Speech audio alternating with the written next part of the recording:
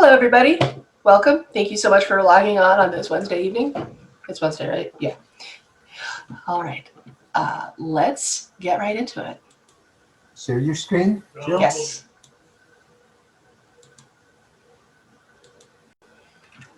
All right.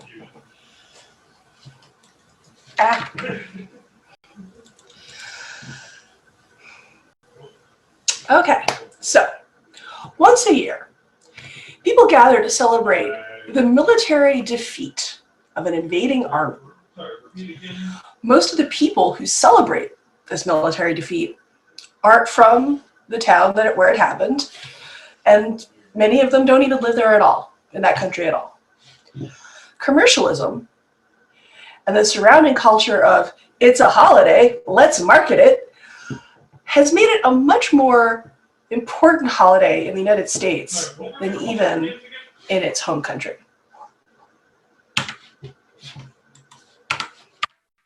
Talking, of course, about Hanukkah, the Jewish Cinco de Mayo.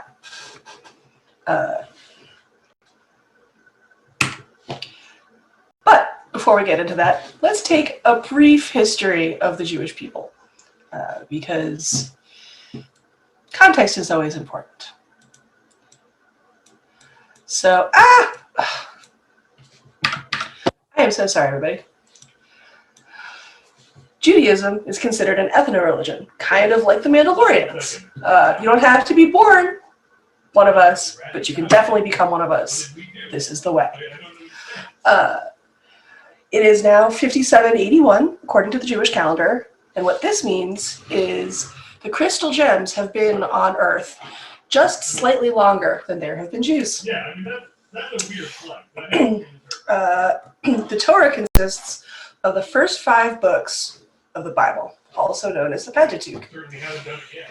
And there are lots and lots of additional texts like the Talmud and the Megillah and the Book of Judith. And there's just so many different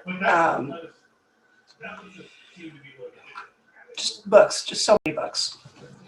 And an important thing to note, and this will be repeated a few times over the course of this talk, no culture is a monolith, which means you get things like 3 Jews, 5 opinions. It's so important, I made a little logo for it. It's its own menorah. Now, inevitably, when people on the internet talk about Jewish holidays or just the Jewish people at all, the question of what about Palestine always comes up. So importantly, 3 Jews, 5 opinions. A lot of people don't know or don't have an informed opinion about Palestine. This includes most North American Jews.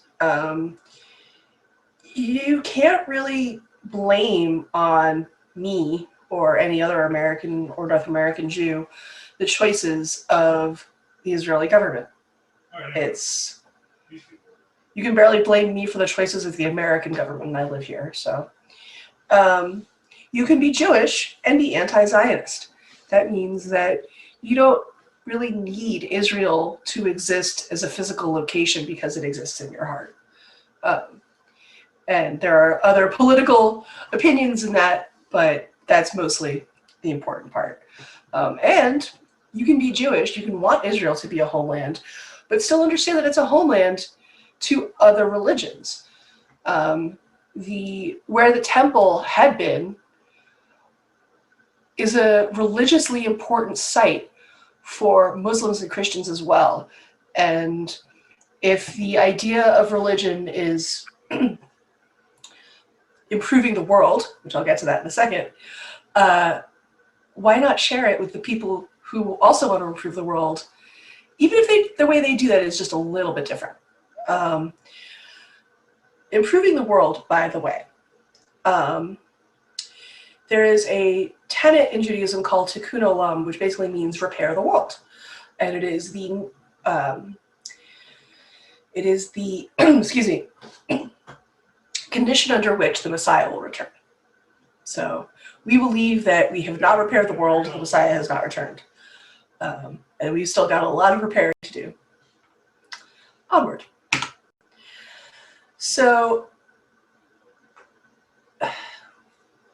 they tried to kill us, they didn't, let's eat, is the refrain of most of our holidays. And it's sort of how we ended up as a diasporic people. Every 75 years or so, someone gets the idea in their head that we are the source of the world's problems, and therefore we need to be gotten rid of. That fucking sucks. That is seriously rank anti-Semitism. Don't do it. And definitely do not condone it on a political government level. And so, like I said, this has been happening pretty much almost the entire, almost 6,000 years we've existed. Like, it just keeps happening. As you can see, the oldest number on here is 740 before Common Era.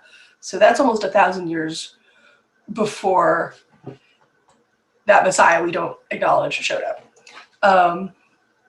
So we started out in Jerusalem, and we sort of worked our way out. And the dominant narrative for Jews is the European Jews, which are known as the Ashkenazim. And that is not the whole story. They are from an area that is now Germany and France, and they went up there during the period of Roman rule, and they just sort of stayed there. They are the smallest DNA pool of any culture in the world. Draw the conclusion of that what you will. So if I'm an Ashkenazi Jew, which I am, and I meet another Ashkenazi Jew, the likelihood that we are related is far greater than any other random person I meet in the world. And because for so many generations, Judaism has been a very enclave-minded people, that's sort of what happens. You know, the town, you have a town that exists for a few hundred years, everyone starts to look like each other because everyone's all related. Now, sort of extrapolate that across 6,000 years. So just to take a quick tour around Jews of the world, other than Ashkenazim, Sephardic Jews are the Jews from the Mediterranean and Iberian Peninsula, and that's Spain and Portugal and Northern Africa, and that sort of mixes with the Mizrahim, who are from Northern Africa, Eastern Africa, and the Middle East. And there's even records of Jews in the Han Dynasty, which is pretty cool. We're everywhere. Deal with it.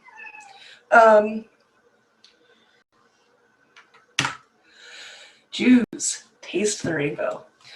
Like most things in the world, Judaism is a spectrum. You have all different flavors of Judaism, different groups. Reform Judaism, Conservative Judaism, Orthodox Judaism, and Reconstructionist Judaism. Reform Judaism is, excuse me, sort of what you usually see when you see a Jewish family in pop culture, unless they are explicitly a more religious type of Jew. The reason there is a shrimp is because basically the event that created Reform Judaism in the 1800s, where they served shrimp at the graduation of the Hebrew Union College in Cincinnati. Shrimp is a big no-no, so there was a schism. Conservative Judaism is sort of Reform Judaism, but more. There is a much more stringent adherence to what is known as halacha, which is the generally agreed upon rules of the religion. But because of the nature of Judaism, there's always more arguing and more iterating and more deciding, oh, well, we thought this for years, but now we think this. There's literally generations of arguments in what's called the Talmud, and it's basically just internet arguments written down, and it's just 6,000 years of them. Imagine that Reddit. Orthodox Judaism is really Death robot. what you think of when you think of Do you know what a death robot goes for? what you think of when you hear extremely sort of anti-Semitic, I guess. No, that's a bad way of putting it. Orthodox Jews are very religious Jews. They're very visibly Jewish. They're usually wearing beards and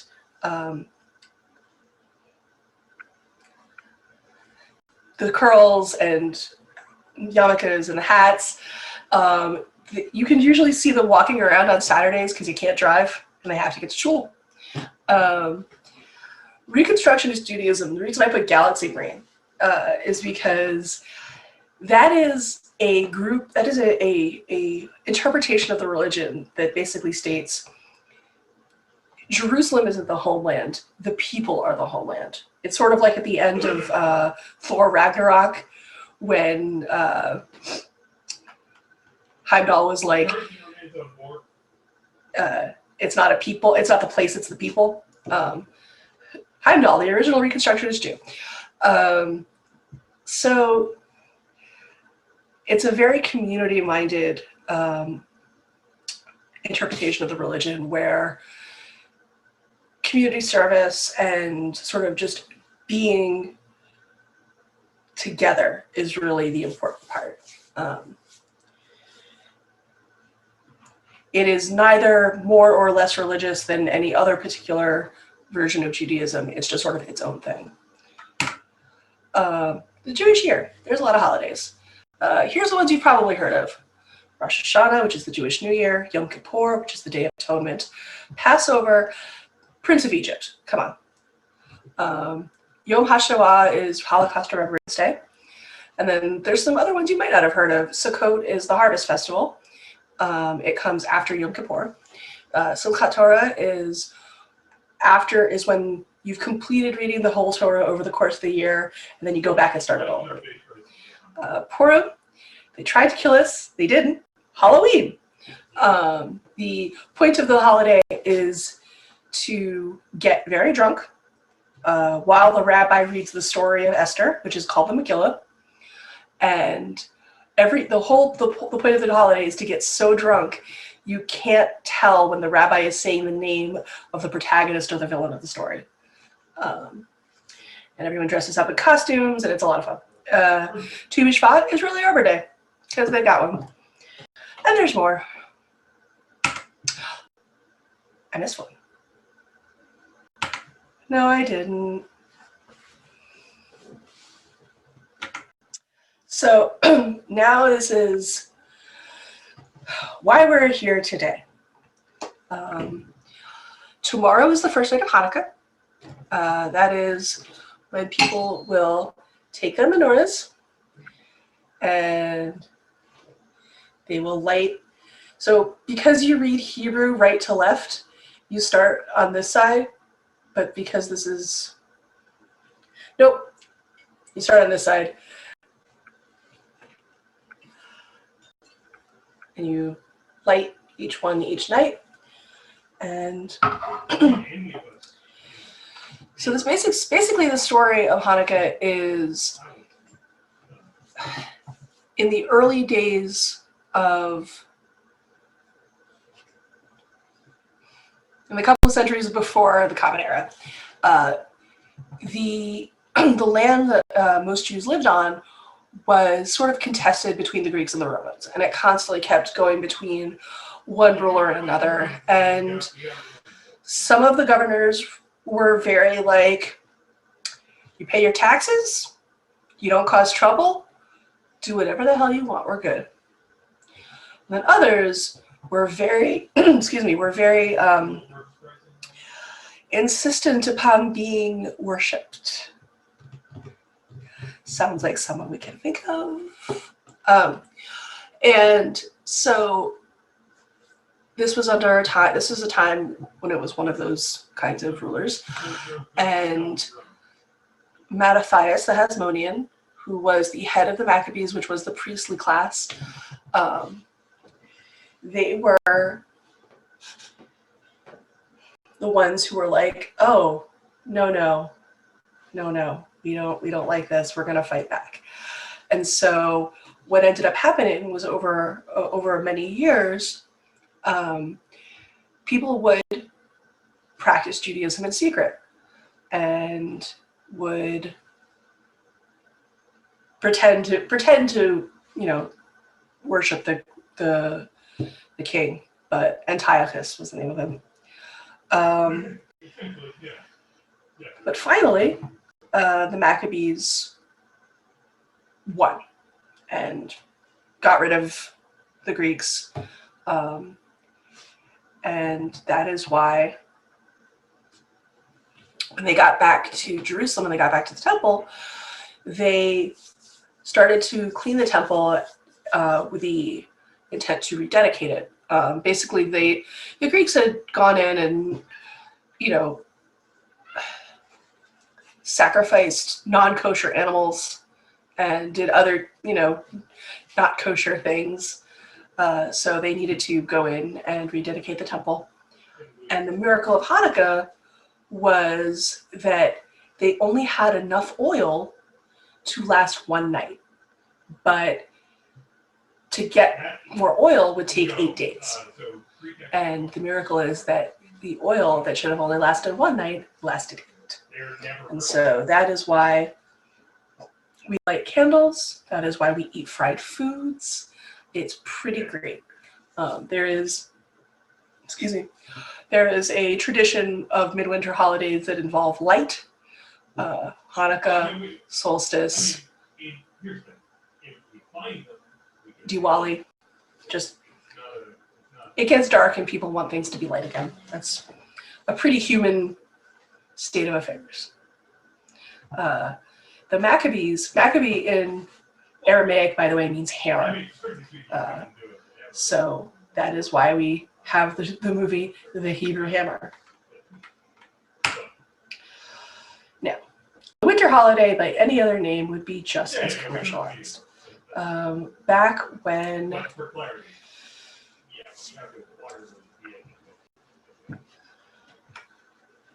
immigration from Europe to the US got very heavy, there were multiple waves of immigrants. And so the earlier waves were people who usually came from Northern Europe, Germany, France, places like that. And they became pretty prosperous over the next generation and a half, next couple of generations. And then in the early 1900s, the demographic shifted. It became more, Eastern European Jews, Russian Jews, Polish Jews. And so there was a difference in some traditions, in the way they spoke, all of that kind of stuff. And so you had different kinds of people you were trying to market to. And of course, because Hanukkah falls right around Christmas. Now, just as a side note, Hanukkah is observed for 8 nights, starting on the 25th day of Kislev, Kislev being a month in the Hebrew calendar. And because the Hebrew calendar is a solar and lunar calendar at the same time, the dates move around. And so Hanukkah can occur anytime from late November to late December. And so that's how you get, things like a few years ago when we had Hanukkah on Thanksgiving. There has been Hanukkah on Christmas, Hanukkah on New Year's. It moves around.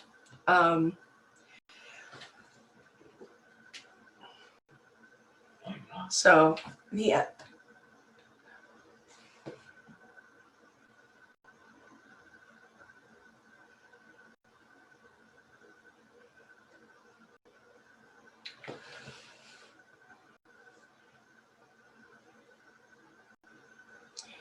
The end of World War II really brought even more Jewish immigrants into the US because Europe was a mess. And now there was a whole new horrific event we survived, so there was more celebrating to happen.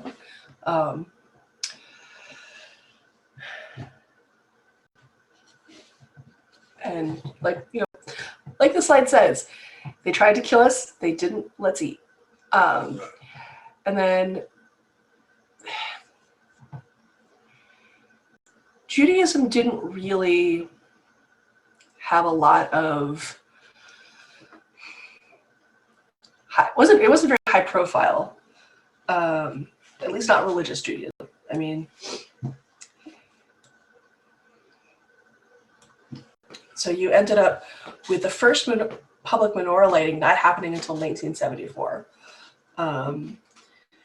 because it just wasn't that important a holiday, and Menachem Schneerson wanting to bring a more accessible holiday into the pop culture. That's how he ended up raising money to light menorahs in public. Bill Graham, the music promoter, was like, I like this idea. I'm going to help you with that. And relatedly, all of the best Christmas songs were written by Jews. It's just sort of how it is. Hanukkah starts tomorrow. What else would you like to know?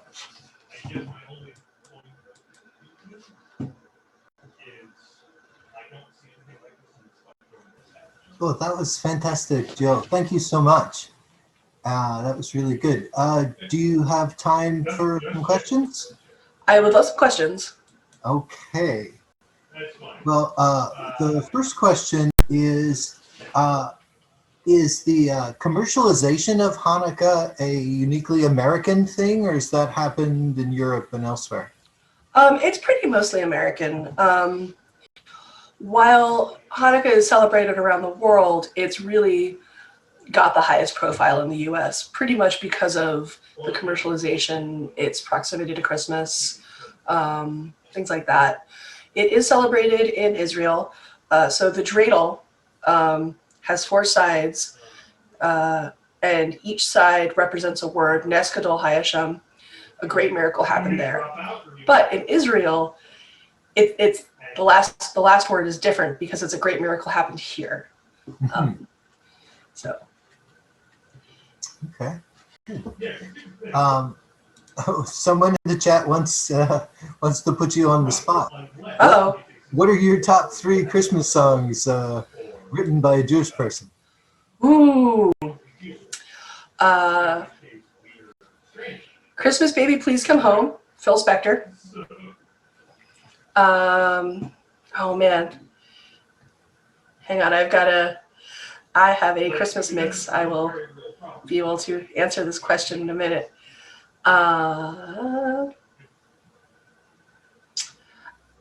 Baby It's Cold Outside. Problematic fave, sorry. Oh man.